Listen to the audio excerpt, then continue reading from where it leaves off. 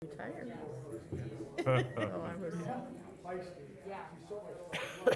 It's like the old Chinese proverb. Man with one clock knows what time it is. That's a great one. You know, we have that, we have the graduation coming also. We're gonna wear these for everyone, good, because we're gonna be in that stadium. If we don't, they won't. But right after that date, they're gone. Okay, that's it. I hereby call this meeting to order. I'd like to thank tonight's presenters, everyone joining us in person, and who's following us on Facebook Live. Is that what it's called? Yeah. Thank you. And first on our list is the pledge, and I have Carter Ward will help us. Carter Ward? Carter. Being summoned.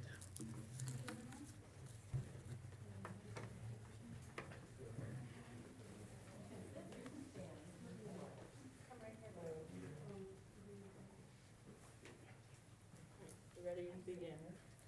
I pledge allegiance to the flag of the United States of America and to the republic for which it stands, one nation under God, indivisible, with liberty and justice for all.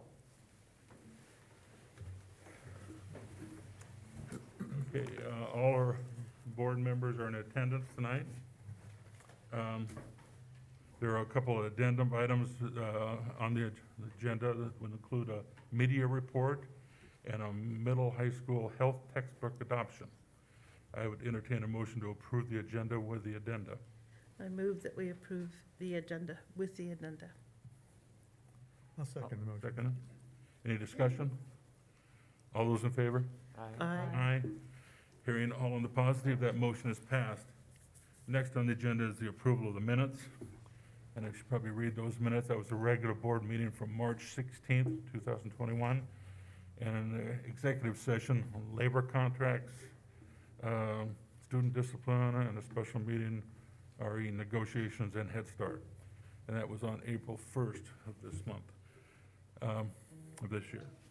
Anyway, I would entertain a motion to approve the minutes. I move that we approve the minutes as read. I'll second that. All those in favor? Aye. Aye. That motion has passed. Next on the agenda is the approval of the consent agenda, which includes what is the authority to payment of claims, approve supplemental financial information, approve human resource activity, and approve the consent agenda. Is there a motion? I move we approve the consent agenda. I'll second. Okay. All those in favor? Aye. Aye. Aye. Hearing none opposed, that motion is passed. Next were recognitions. Courtney Phillips. April recognitions.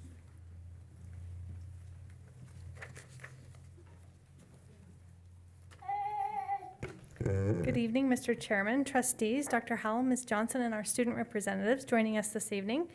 Tonight, we will recognize several individuals who, through their actions, support and embody our district's mission to think more, learn more, and be more together.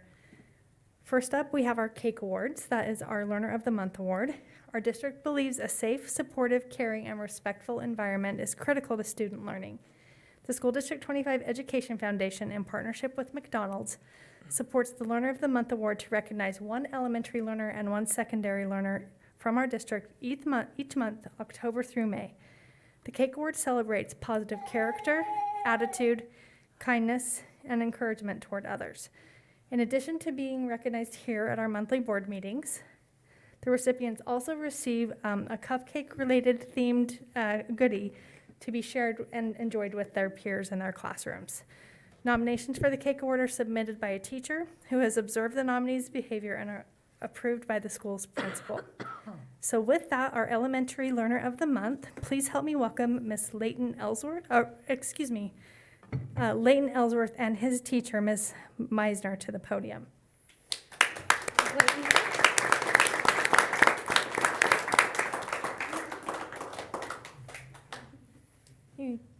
join me right up here. Thank you so much for joining us tonight.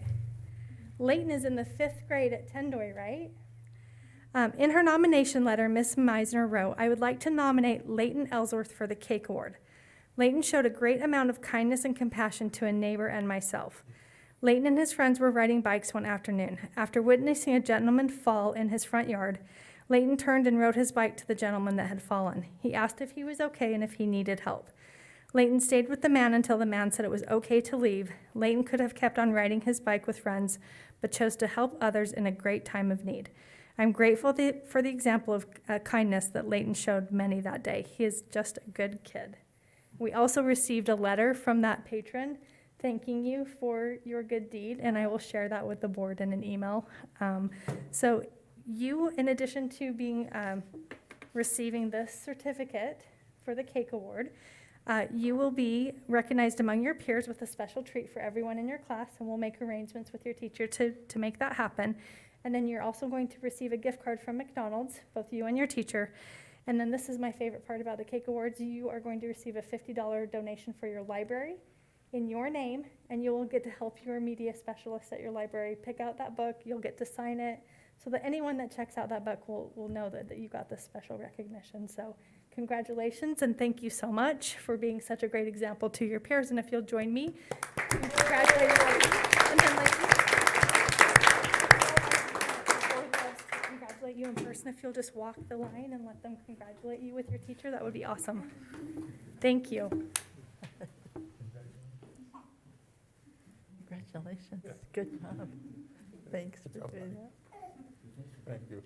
Hey, thanks for taking care of other people.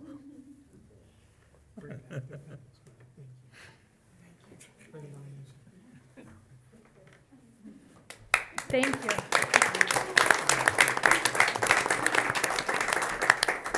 Okay, now we have our April Learner of the Month for secondary, and would Mr. Carter Ward please join me, and his teacher, Mr. Mark Holzer, join me at the podium. Hello, and thank you for joining us tonight, both of you. Carter is in the 7th grade at Irving Middle School.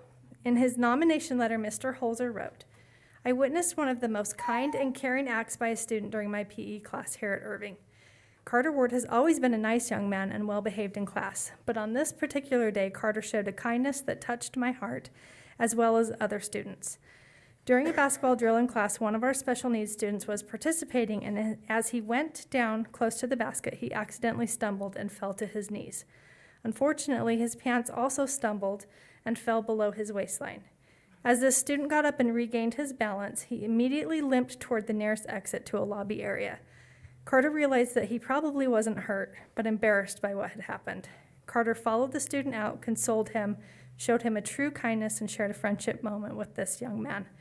A few minutes later, not only did Carter rejoin the game, but so did this other student. Carter took him under his wing, brought him back, and helped him find success and enjoyment once again. Our special needs student finished the class laughing and smiling and participating, feeling confident and happy. It was a moment where a student's understanding, timing, and care could far outdo anything I could have done as a teacher. I was thankful Carter was there and took action so very quickly. The outcome was so wonderful for the individual, and the class example Carter set was outstanding. Carter Ward is a strong leader, humble in nature, and has a deep empathy for his fellow students. It's not size nor age that makes a man, it's the character that resides within." Wow, that is a tremendous story, and thank you so much. You made a huge difference in that student that day that will be long-lasting, I'm sure. So in addition to being recognized here tonight, you'll be recognized among your peers with a treat for everyone in your class. I have this certificate for you. You and your teacher, Mr. Holzer, will also receive a gift card courtesy of our sponsor, McDonald's, and you'll also, in your name, receive a donation for your library that you will get to help pick out and sign and leave in perpetuity. So again, help me congratulate Carter for his tremendous example for character, attitude, kindness, and encouragement. And if you'll also say hello to our board. Thank you so much. Thank you. Very impressive. Good job. Thank Well written. Well written. you. Hey, thanks, Mark. Mr. Colson, as always, you got a piece there?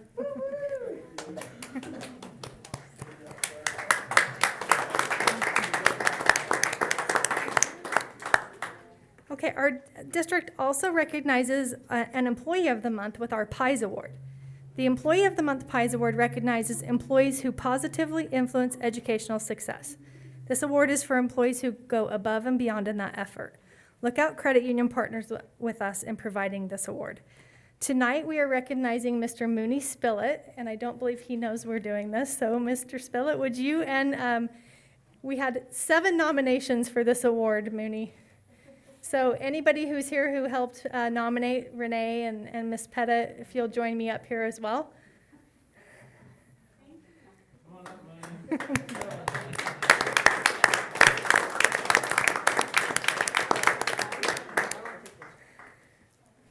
Thank you for being here tonight.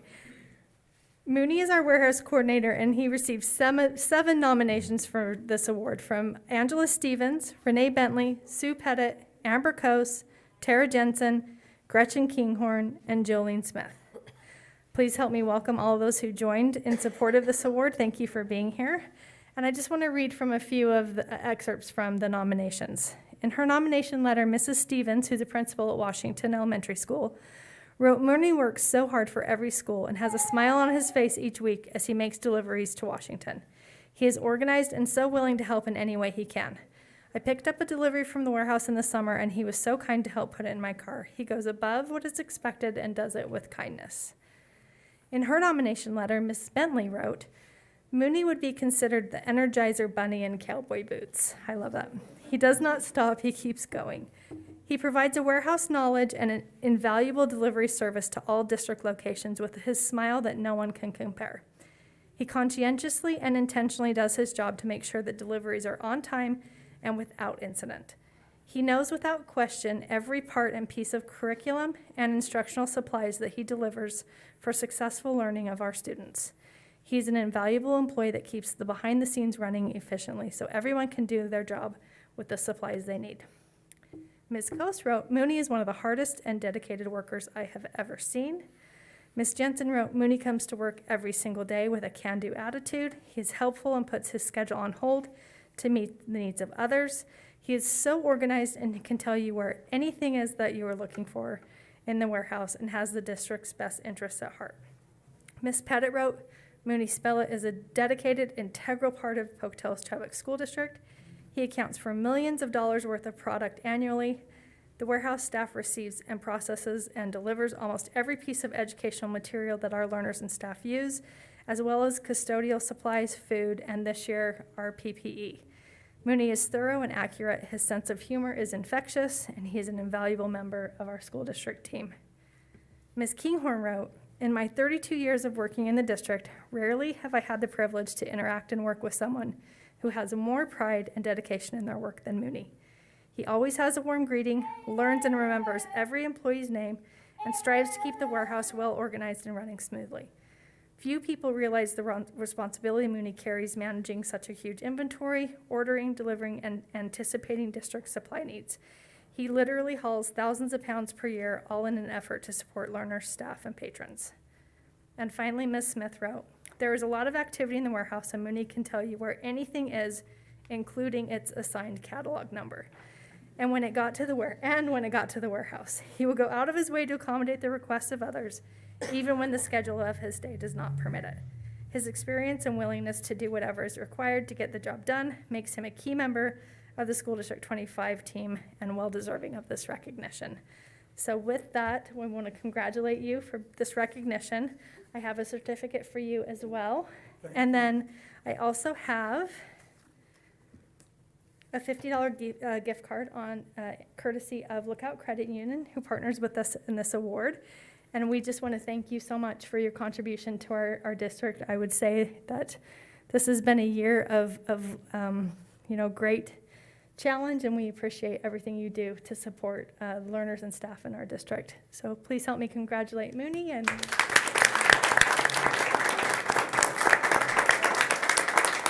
so they can congratulate you.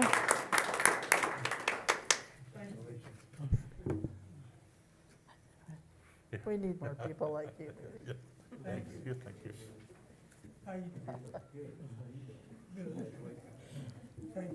Thank you. McDonald's fries would have been fitting too, right? 'Cause I know you like those. Maybe we can arrange that. That concludes our recognitions for this month. Thank you.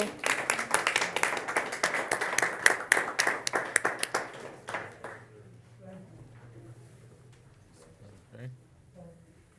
Next on the agenda is time for public and written comment, and I have not received any tonight or in the mail, so we'll move on. Next on the agenda is the student representative reports, and we'll begin with Century High School, please. Please be here. Okay, can you tell us your name, please? I'm Meg Cameron. I'm the all-student body president at Century. This is Dominic Samana. He's going to be the ASB president next year. Okay, So he's kind of in training on this. okay. Good evening, members of the board, Dr. Howell, Ms. Johnson. Century High School has been keeping busy. This past week, we had our sophomores and juniors take their standardized tests, and we are now starting our final push towards the AP exams starting in early May. And seniors are preparing for graduation, and they're very excited for that. Our band had a concert last Thursday, and our choir is preparing for their final concert on the 11th of May. Drama is now preparing to perform their play Radium Girls on May 6th. Track had a meet last Thursday and one this Friday. They've been doing well. Tennis plays pokey today. And girls golf has placed first in the last 2 out of 3 tournaments that they've participated in, and boys have placed second. Baseball and softball play today and later this week, and they have both been doing well. So, thank you. Thank you. Thank you for being here. Yes, since you're the only representative group. As you know, and learn this for next year, you are excused. If you can stay with us all night if you'd like, but no, you have things to do, so you're excused. Thank you.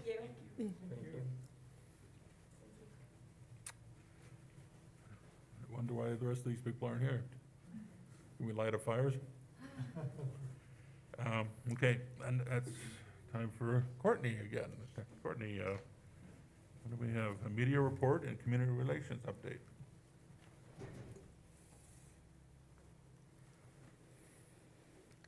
Hello again. So in your addendum, I sent you this month's media report with all of the links to the articles that have been published, either in a news story, a news article, a television broadcast.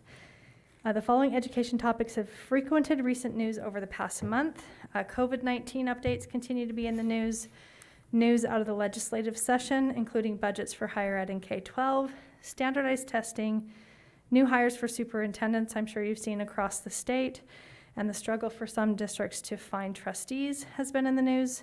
And we had really good media coverage for our recent STEM Up program locally. All those links are available. There are dozens of them. Live stream for our board meetings. Last month, our regular board meeting had 124 views, and our work session in April on the 13th had 102 views. Over the past 28 days, we have 10,272 followers on Facebook, nearly 400 followers on Twitter, and about 1,100 followers on Instagram. We are also increasing our YouTube subscriptions due to our new podcast, and we're up to almost 300 subscribers there.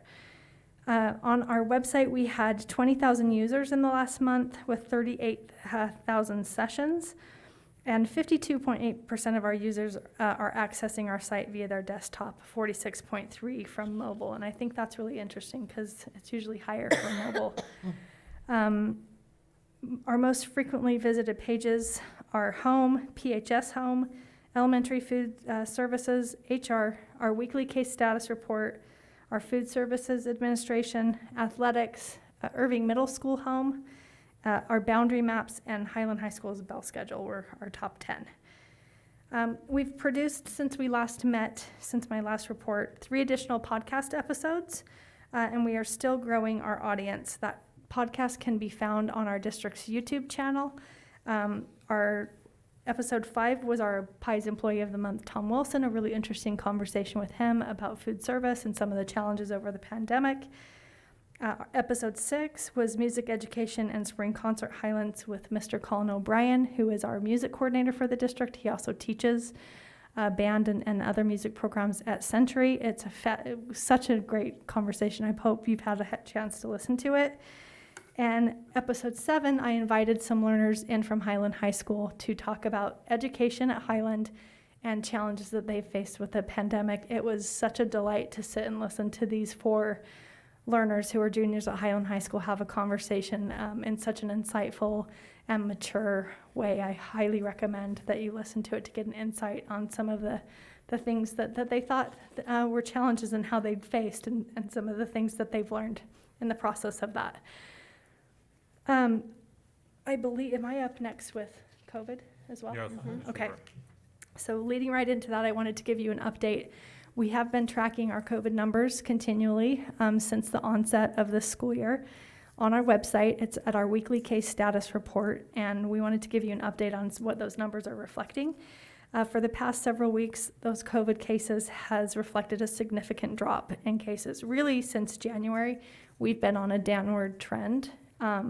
So on March 30th, we reported that 12 learners and 3 staff had active or probable cases. On April 2nd, 18 learners and 5 staff had active or probable cases. On April 9th, 20 learners and 5 staff.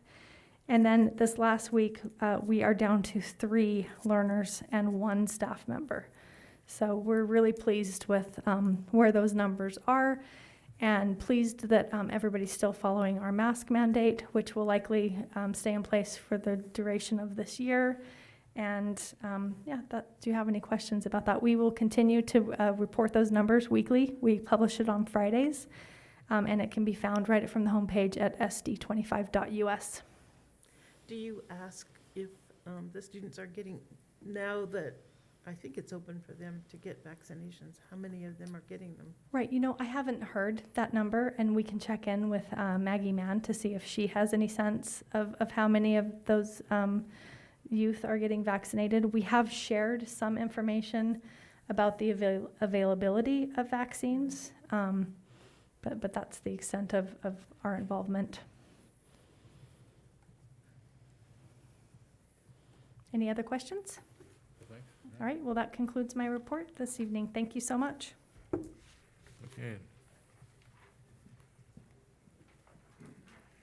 We have a committee minutes next on the agenda. Is anybody leading that? No, Okay, that's just for our your information. knowledge. That's good, okay. Let's see, next up is the curriculum and instruction, school safety, Chuck Orr. What do you have? Good evening. You have included, actually in your addendum this evening, a memo detailing the recommendation for the middle school and high school health textbook adoption. I outlined the process of the adoption as well as the major topics for you at your work session last week. And our committee was able to reach consensus, as I indicated last week, and is recommending for adoption Essential Health Skills for Middle School 2021 and Essential Health Skills 3rd Edition 2021, which is the high school version of that text, by the publisher Goodhart Wilcox. With a discount for free shipping, the cost is slightly more than $171,000. We had first proposed using the SR2 funds to make this purchase, but because the K-8 math adoption came in under budget, we're able to accommodate the cost of this adoption using the secondary textbook account. So it's my recommendation that you approve these health textbooks by Goodhart Wilcox as they were presented to you last week. Okay. Any questions? No? Okay, thank We you. agree. Thank you. Okay, now we have a Head Start program update. Kathy Lozmack? Did I say it right? Lozmack? You're getting better. Losmac. Laws. Should have a K in it then. Yeah. Okay, there you go. Okay. So lots happening in the world of Head Start. We begin with our ERSI report, which has stayed fairly consistent all year at right now 133 students. We had one withdrawal due to a family moving out of the service area. Our focus, though, is looking at enrolling children for next year. We start with re-enrolling the 3s who will be going into the 4-year-old classrooms. And then our database flags families who have age-eligible now siblings. So we'll be contacting those families and getting those children through the application process and then out to the public. We have been putting out information about how to enroll in our program, and one of our means that we've used this year has been our Facebook, and pretty astounding numbers, I think, for just a short period of time. We had in our English portion 700 views, and in our Spanish 200 views. So the word is getting out there. So we're encouraged and anticipate that we'll be able to operate next year in a traditional mode at full enrollment. Average daily attendance still has been good at 87.23%. Personnel, we're really gearing up now for this upcoming year. We've identified that we will have 11 open positions for the coming year. We have staff retiring, some looking for an elementary position, some going back to school full-time, moving out of state, or opting to stay home with their own children. Probably one of the best news for you all will be that the facility application was approved on March 31st of 2021. We're currently in discussions with Region 10 to review the project timeline. Policy Council, it's been a difficult year, primarily due to COVID-19, to maintain a strong parent representative presence, particularly challenges in having a quorum at monthly meetings. You know, those Zoom meetings are not very warm and personable, no matter how hard you try. So in March, the Policy Council voted to use their summit quorum requirements for all Policy Council meetings until the end of the pandemic. Grants, we submitted the 21-22 continuation grant and the 21-22 COLA grant. The funding period for both is July 1st, 21 through June 30th of 22. We also then submitted what's referred to as the CRRSA Act grant application, which is the second COVID-19 stimulus funds. That particular application did not require governing body approval, just for us to identify how we would spend those funds. The amount was for $50,864, and we allocated those funds to upgrade playground equipment. The funding period for that one is April 1st of 21 through March 31st of 23, so a 2-year period. We anticipate the notice of award mid-May. Then there is a third one coming down the pike, the American Rescue Plan, and that notice will come out once the second one has been awarded. The anticipated funding level for the third one is $2,001,300. And it has the same funding period as the second one. And then finally, we are exploring the possibility of using the remaining CARES Act funding, which is the first stimulus pool, to operate a 3-week summer Head Start camp in June at Lincoln. The focus is for children entering kindergarten this fall, and those children that were enrolled in the part-day program option. It's an opportunity for some additional time to advance the children's skills. All right, any questions for us? No, you should be happy. You got a new building. Well, we're one step closer. I'll get it done. Thank you. Okay, Sue Pettit. Ready or not, here we go. I'm taking this down. So for the 21st Century after-school program goes through May 6th, and then their summer program is for planned for 2 weeks, beginning the week after school is out. And that's as much as I know about the 21st Century Grant. Lori had a family emergency, so I'm filling in. The back-to-pack program, we have 704 backpacks were distributed in March. Any left will be used for the summer school program over at New Horizons or our ESY or our elementary summer school program. Kindergarten registration currently is at 547 students. That was as of April 16th. Last year we had 638 at the end of May, but applications keep coming in and they're processed daily. So we're up to the elementary and secondary online program update. And for elementary, Lori did a survey of all of her online students right now, and 28 came across from all grade levels that would like to continue online, with 19 only very confident that they would continue online. So with that small of a number for elementary, it's not prudent for us to run an online program for elementary. So at the end of this year will be the end of our online program for elementary. For secondary, our middle school program was not highly successful online, and so we will not be running a middle school online program next year either. For high school, some of our students did very, very well online, some struggled. And so after meeting with the high school administrators, it was decided that we would run a modified online and have about 50 slots per high school to be able to address the needs of some of our students that need to be online. There's going to be an application process, and it will not be open to ninth graders.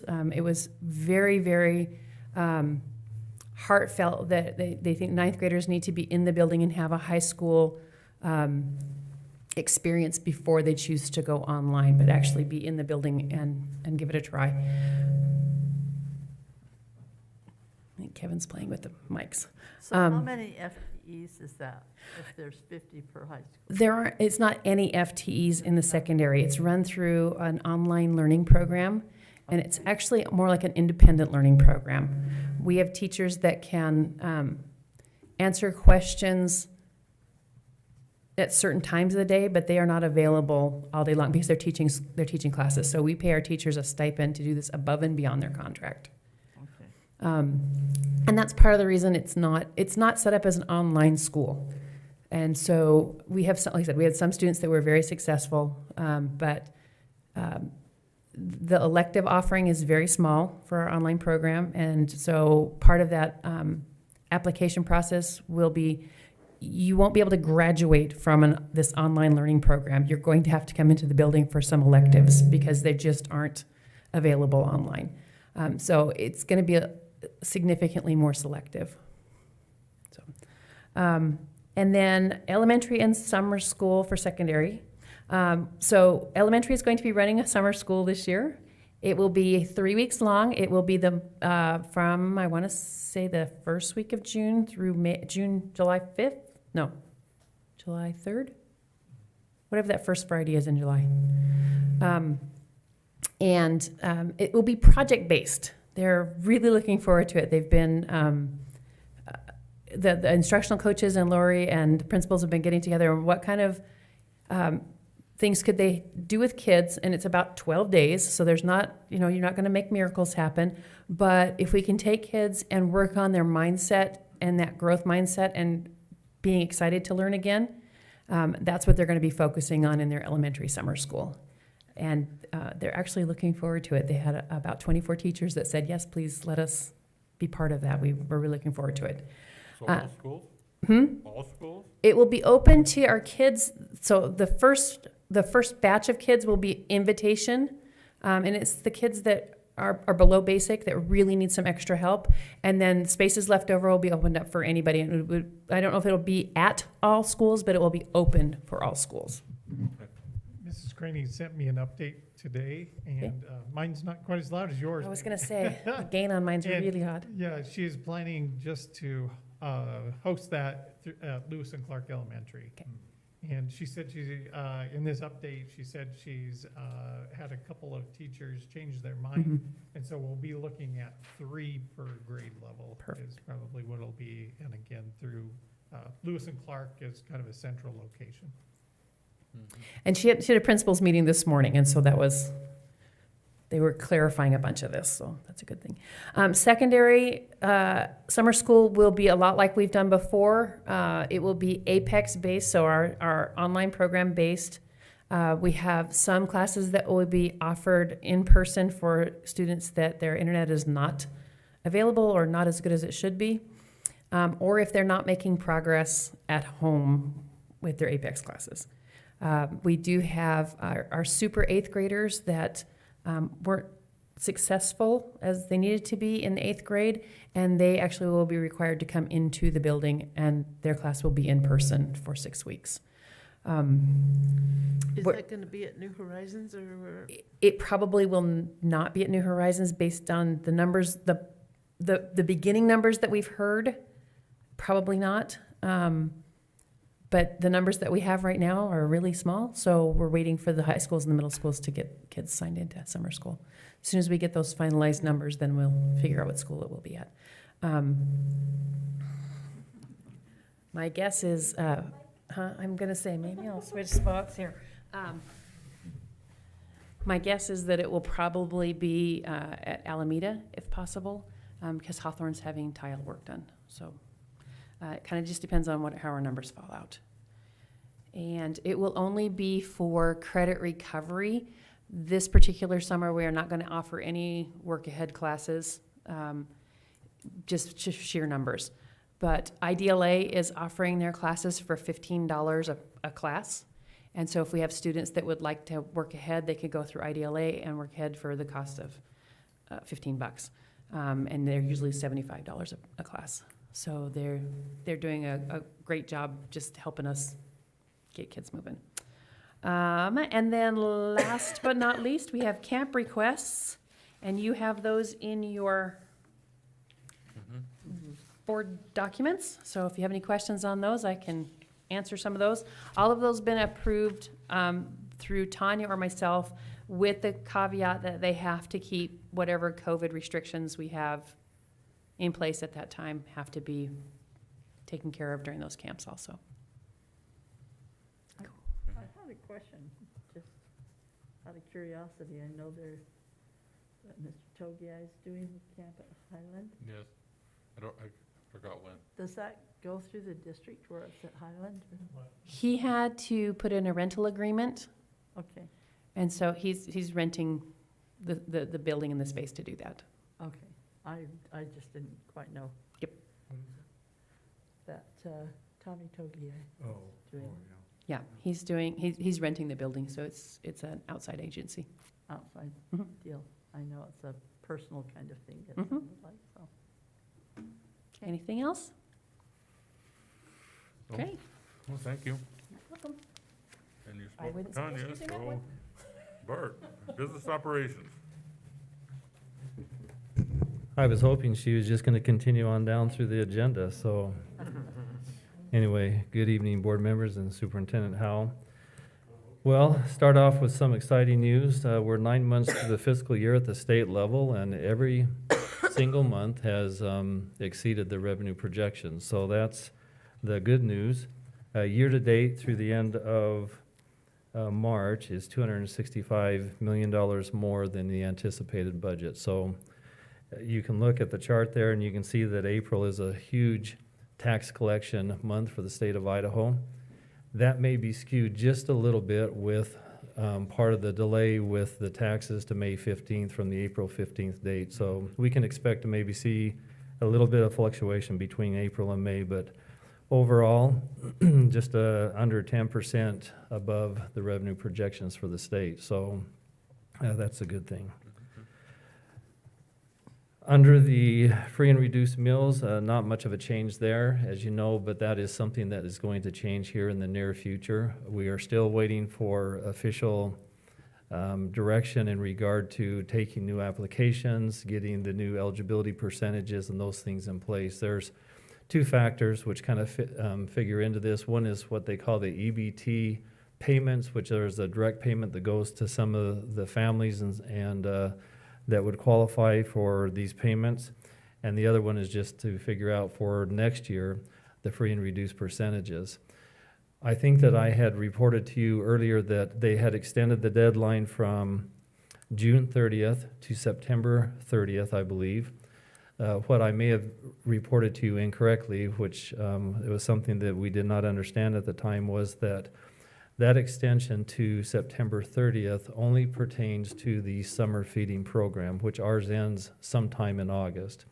So at the beginning of the school year, based upon what we know at the present time, we will go back to the former free and reduced applications, the application process, the eligibility and certification, and go through that all again. So beginning the start of the school year, we will not be on total free meals, as I had originally reported, because that only pertains to the summer feeding program that we found out about, okay? Next item is a number of bids, and I think that this almost wraps up most of our formal bidding process. We may have a few informal bids to take care of. The first one is for asphalt maintenance at various district sites.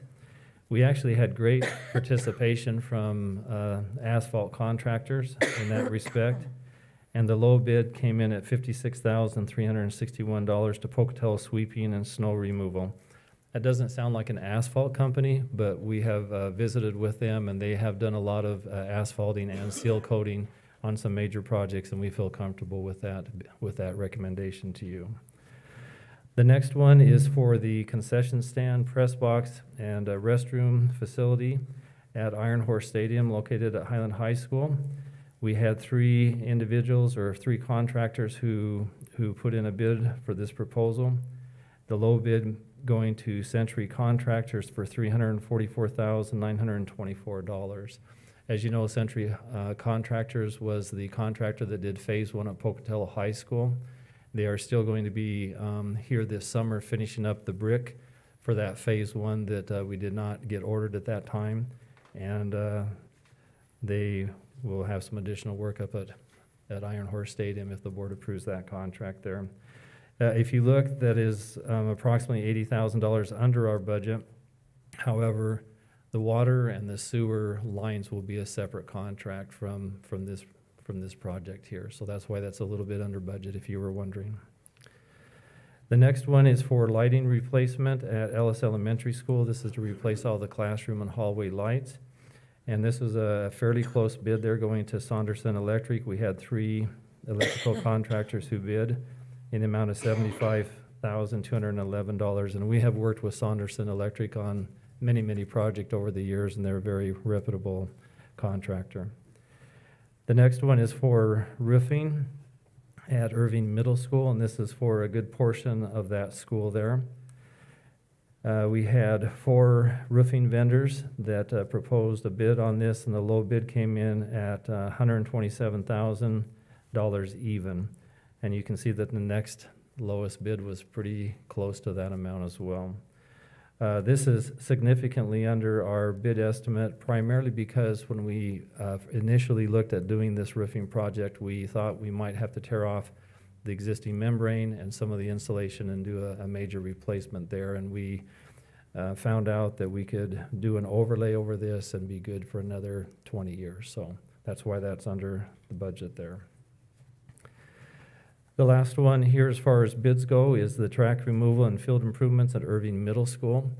Just as a refresher to the board, this is to take out the existing asphalt running track that has been there for many years, infill that with fill and dirt and then sod, put a new walking track around the perimeter of that facility there. And then in addition to that, fix the sprinkler systems. And then on the west side, there is the old rock wall that is significantly falling apart over the last number of years. And that is to remove that rock wall and the bleachers that are on that side there, and to put a new cement wall up with a 6-foot fence. And so it'll look really nice when we get done, and it should be a great improvement to that facility there. Will this do anything to level that field in the middle? I mean, to make it so that there's not holes and stuff in it? Well, I wasn't sure that I wasn't under the impression that we had any major holes on the football field. Is that what you're talking about, Mrs. Craner? That's what I've heard. I've just heard that from athletes. So I'm not an expert, but. You know, I've that heard field is that. actually in really good shape. Forgive me for not knowing exactly how long, but I'm gonna say somewhere around 10 years ago, or maybe a little bit longer, probably a little bit longer. We actually took and rolled that whole entire field and did some major renovation, in adding new fill and trying to level that out to a certain extent. And so the grass is doing really, really well there.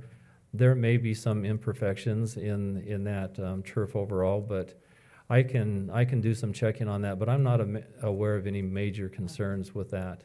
Oh, can you just check that out? I mean, I Mhm. just have heard that Okay. there's lots of spots or something, so I don't know. Actually, if you were to ask me, I would say that that field is probably in better shape than any of our other 4 middle school fields. Okay, So I can check on that, though. I certainly will do that. okay. Anyway, that project, the low bidder on that was M&S Development and Construction for $330,023. And just by way of information to you, M&S Construction is a subcontractor that worked very extensively up at Iron Horse Stadium on all that rock wall and all the dirt moving and landscaping that needed to be done there. They also did the lights and the bleachers out at Century High School last year. So very reputable contractor, and we feel comfortable with the work that he has done in the past. That would conclude the bid section. The next item, item D, is the ESRA 2 budget for fiscal year 21 and 22. We presented that to you last week in our work session, and so unless you have specific questions, I won't go into the detail, other than to add that as of this date, the state legislature is still somewhat in limbo in regard to allocating not only these funds, but in regard to releasing some of the projected funds for this year and for next year, fiscal year 22. So we are waiting for a decision. I can't imagine that they can hold out much longer than what they have. You know, we have budgets that we have to put together and have certified and approved by the board, and so time is getting very short in relation to making that happen. So I don't know if we'll anticipate something this week. I think that's a possibility, but Dr. Howell, I don't know if you have any more information in regard to that. I will, thank you, Mr. Reed. In my legislative update, I was going to just notify the board, and you've probably been following along as well, but it appears that they're trying to tie some legislation to the funding in regard to, you know, some controversial topics, and sectarianism is the word. And then that ties into kind of a new term for some of us, perhaps, social justice and the CRT. And so they were supposed to meet on that in the House today, and then apparently at the last minute, Representative Clow said it's no longer on the agenda. So they're going to go back apparently for a rewrite or a revision before they present it. So again, that seems to be the holdup, is the legislation that may be tied to the budgeting. Mhm. I wish they would stop trying to do school board work. Right, and tying 2 things together, and yeah. Yeah. So hopefully, end of the week, I don't know, first of next, we'll just. I don't think they want to be there any longer than they have to. They've already been there quite a Right. period of time as it is. Well, you know, time here pretty quick, they can't stay there. and they really set a dangerous precedent if they start tying things to what, to how you have to teach our way, or you have to do this our way, or, I mean, you know, if they start making those kinds of demands, it's pretty dangerous According, way to operate. Yeah, it's certainly been a year of surprises from every end of the spectrum, so. according to Betsy Russell, though, this is thanks to the Freedom Foundation, so. Yes, I read that too. Okay, 2 more items. Quickly, driver's education program. We reported to you last week that we just do not have the physical human resources to be able to put on a summer driver's education program. So we're asking the board to suspend that for this summer, and that we'll regather our efforts and see where we stand for the school year programs there. Last item is the multi-use maintenance agreement with the City of Pocatello and School District 25. This is for the proposed new construction of a parking lot just east of Maverick there on Jefferson and Alameda, and which would be a benefit to the staff of Tendoy Elementary and parents and patrons as well. So unless you have any questions, this is before you for approval this evening under action item. And I believe that concludes all of my business items. Thank you. Oh, yes, Mr. Facer, go ahead. When they do that parking lot up there, are they gonna have some kind of a crosswalk there with a light or anything like that, so that if people can go across that, or do you know anything about that? You know, there was a drawing that was in your packet, Session. and I'm trying to, I don't remember seeing anything, but I think that could be kind of a dangerous place to cross if, They do have a cross. there's a crosswalk that comes across from, I'll just call it the Maverick property or the, close to there. And it comes across kind of in the middle of the playground area, just as it goes east to our property there. I know that there's a crosswalk there. but there's no light or anything. No light. No, there's no light. In fact, that's one of the areas where we have a crossing guard, because it is a dangerous intersection there in the morning when morning and afternoon when we have students come and go from that area. And so, what's that? Two, Actually, one on Alameda and one on Oh, yeah. Jefferson. The one just goes across north and south on Alameda though, right? Yeah, north and south. So there is one between the school and going across the street there, but then there's another one on Jefferson between, say, Maverick and coming back east to the school as well. But there are no lights. You are correct in that respect. So I know just from experience and not speaking for the city that they really do not like to have too many crosswalks in the same area, because then it really complicates the traffic scenario and the safety of pedestrians that are crossing. They typically like to have one dedicated crosswalk, even if it may not be as convenient to where you want to go, but generally speaking, I think that's how they try to make that work, so. Okay, Okay, thank you. thank you. Employee Services, Carl Smart.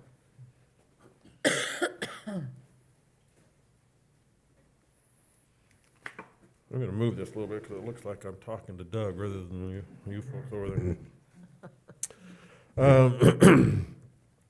Not a whole lot to talk about with the way of updates for Infant Campus, that sort of thing.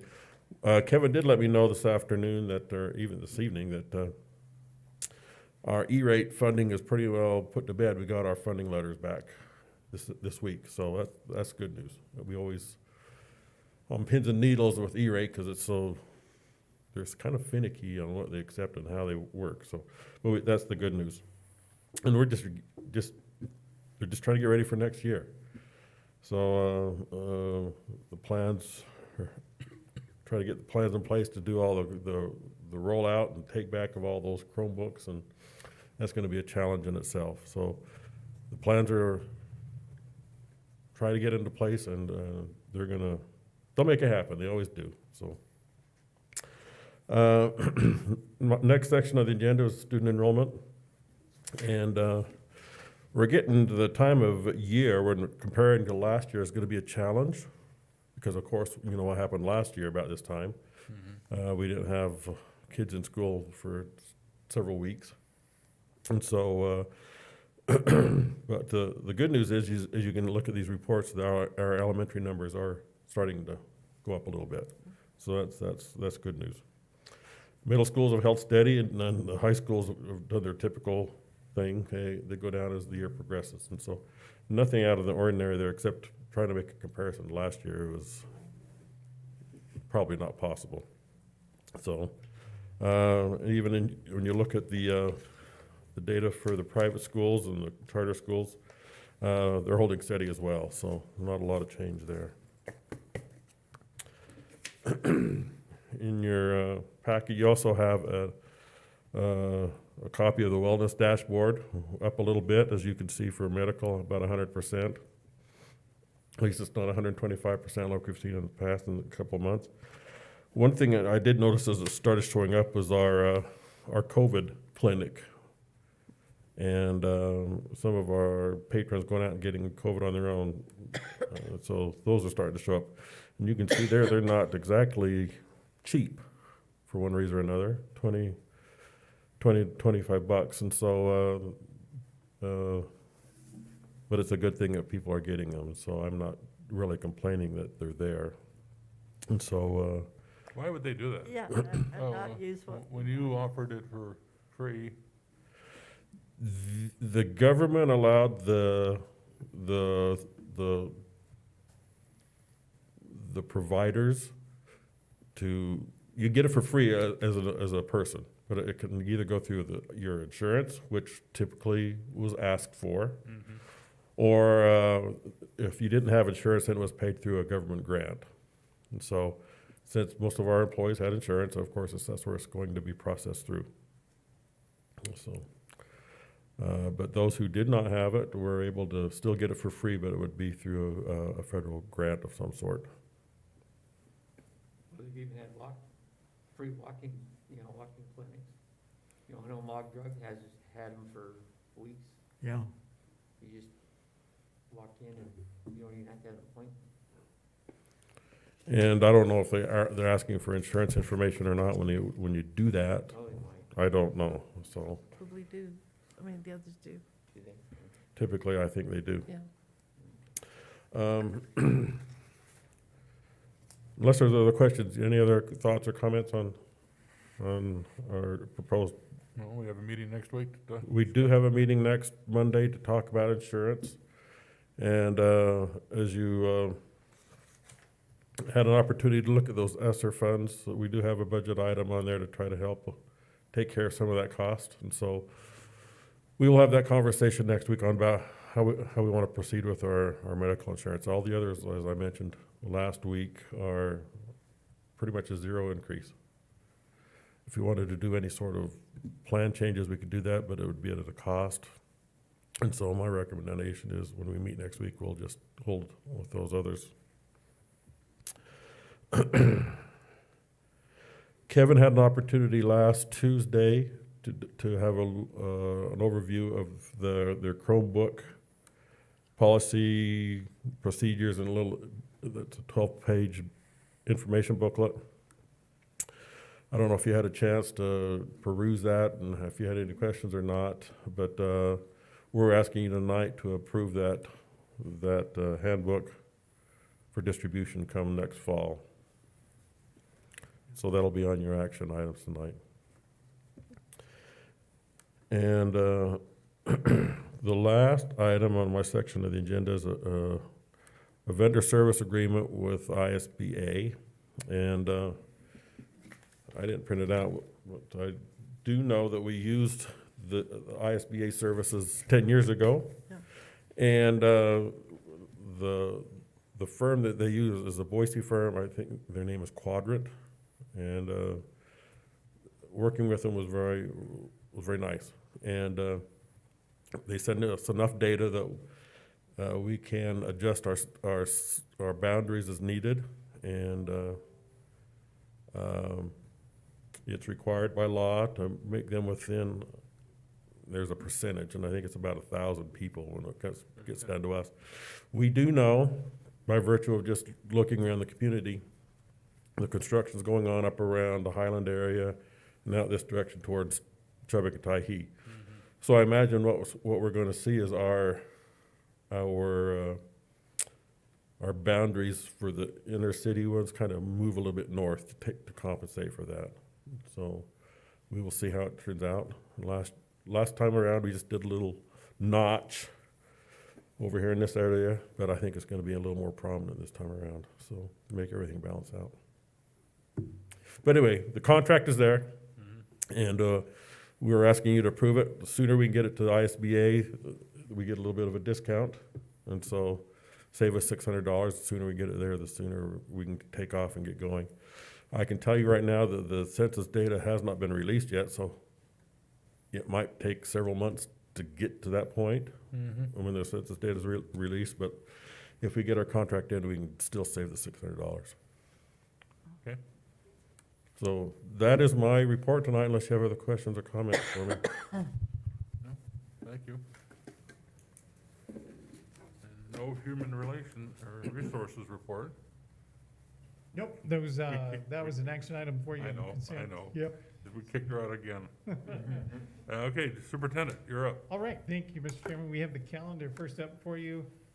You can see coming up on Thursday, district curriculum and a couple board members on that committee. And then student hearings, typically we've done those on Wednesday, but I think we ran into some conflicts with the DRC extending out. And so if possible, we have tentatively planned 2 o'clock to start on April 27th, Tuesday, rather than Wednesday.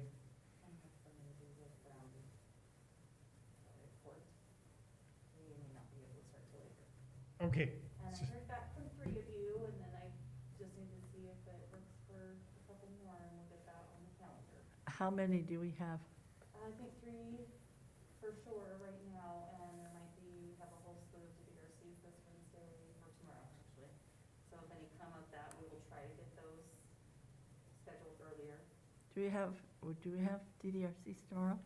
We don't have anything for the board tomorrow, it's just the DRC. Oh, committee, okay. Administrative committees. Yeah, I was gonna say, I did think. Okay. It's okay. But 3 for sure on Tuesday, and probably starting at 3:50 is what the board said. On Okay. Tuesday, 3? Yeah, and I'll get the final sent out okay. as long as I, have people there and confirm with board what time. Okay. Okay. Okay, and then Wednesday, instructional technology committee. So no student discipline hearings on Wednesday, Right. because so that would that's be- just a routine item on that every other Wednesday. Yeah, that would So, be the cancellation. yeah, that will send a cancellation. Thank you. That puts us out to May 6th, district curriculum committee again. Work session on the 11th of May at noon, and then 3:30 potentially, Wednesday, back to the Wednesdays. At 3:30, we'll follow up with you as the date gets closer. And then it looks like at foundation meeting, that takes us out to a regular board meeting on the 18th. Student discipline hearings, Memorial Day, and then graduation. Didn't put graduation in there, yeah? Yeah, exactly. Yep. Well, and the other thing, Judge Murray's meeting was this morning, and the next one will be May 11th. And I will be out of town, Renee, for the May 11th work session and the student discipline hearings. I will be gone from the 5th to the 14th. But those are the only 2 that I saw would really affect me. Somewhere in there, we may receive a letter to open negotiations for fiscal year '22. And so we'll You can just, call me, okay, we'll plan to do that if that's when we start to move forward yeah. with the next round. If you do that in between there, you can just call me. Okay, that'd be great. I'll leave a Thank number. you. Okay, Mr. Chairman, the next item that I have is legislative update. And we did not receive any capital notes this week. Perhaps you've been following along with on Idaho Ed News, even the IASA, I usually get an update from them. I didn't receive anything, but I just perused Idaho Ed News and pulled out a few of the items that I thought were important for the board to remind you of, although, again, you probably already know. House Bill 339 is in regard to face coverings, shields, and masks. And essentially, there would be mandates that would prohibit, or legislation, I should say, that could prohibit any public agency, including boards, from mandating masks, shields, or face coverings of any kind. So again, Mrs. Gephardt, when you mentioned, the work that boards, local school boards should do, yeah, that could be any public agency, that ability taken away. So it did pass. They want the kids in school.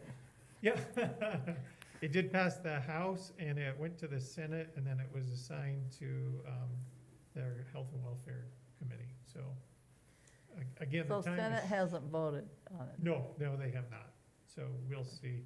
A few of these actually went to the Senate side, and fortunately for, I'll just say education, as you know, I've been trying to correspond regularly with our senators and representatives to some extent.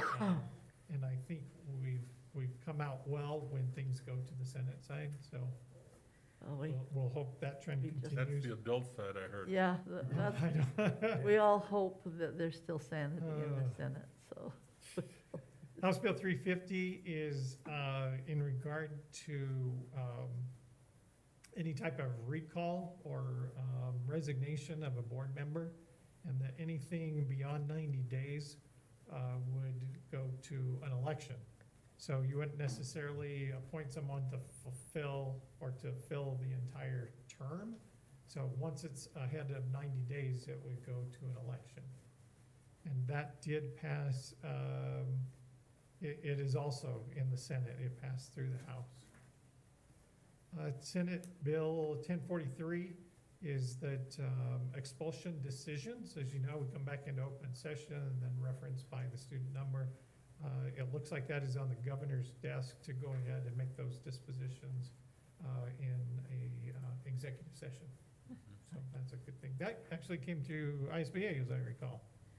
Yeah. Yeah. Okay, and then I already made mention of the budget earlier.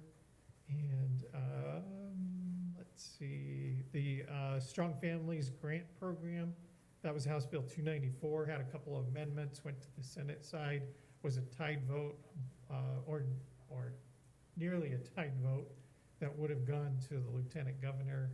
And then that was actually, there was an action requested by a Senate member to revote, and it came out 15 versus 20 that were opposed to that, and that was essentially that voucher bill. So, boy, it just comes back one way or another every year, it seems like. So we'll continue to watch all of these. The State Department has assured us that they'll have they used to call it the road show, but you know, it'll be a virtual road, I guess, this year, and update us on changes and things that we can expect to get to the board by, you know, July 1 is typically the time frame for changes. So we'll keep an eye on some of this and then wait for their follow-up, their summary, and help us accordingly. And that's it for me, Mr. Chairman. Okay. Thank you. Next is just time for public comment pertinent to agenda items, and I haven't received any, and we public, so we'll move on. I'll now move to the action. The first item is to adopt the middle and high school health textbook. Is there a motion? I move that the board adopt the following middle and high school health textbook. Essential Health Skills for Middle School and Essential Health Schools, 3rd edition, by Goodhart Wilcox as presented. I'll second. Any discussion? All those in favor, say aye. Aye. Aye. Aye. Hearing all in favor, the motion is passed. The next item is to approve the camp requests. Is there a motion? I hereby move that the board approve the camp requests as presented. Second. Okay. Any discussion? All those in favor, say aye. Aye. Aye. Hearing all, that motion is passed. The next item of business to award the following bids: asphalt, concession stand at Iron Horse, lighting at Ellis, roofing at Irving, and track replacements at Irving. Is there a motion? I hereby move that the board award the following bids as presented. I'll second the motion. Okay, all those in favor? Aye. Aye. Aye. Hearing none opposed, that motion is passed. The next is to adopt the ESSER 2 budget. Is there a motion? I move that we adopt the SR2 budget as presented. I'll second. All those in favor? Aye. Aye. That motion is passed. The next item is to suspend the summer driver's education program. I move the board suspend the summer driver's education program as presented. I'll second. Okay, all those in favor? Aye. Aye.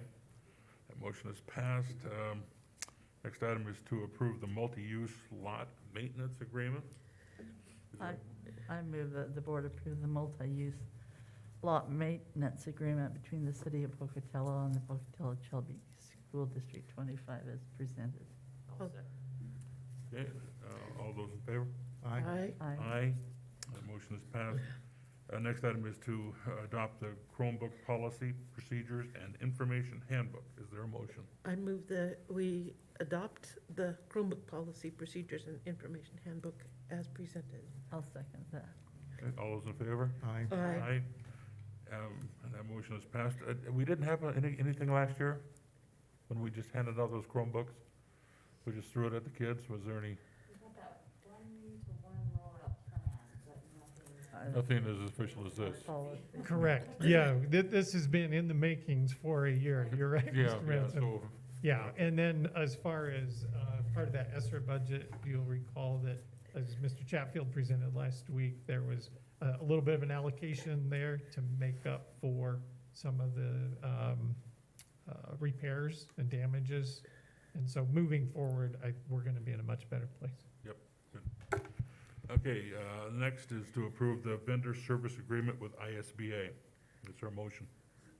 I move that we approve that vendor service agreement with ISBA as presented. I'll second the motion. Okay, all those in all those in favor, say yes? Aye. Yes. Yes? Yes, do it. Okay, that motion is passed, and final is to entertain a motion to adjourn. I move we, Adjourn. I'll second. All those in favor? Aye. Aye. We are adjourned.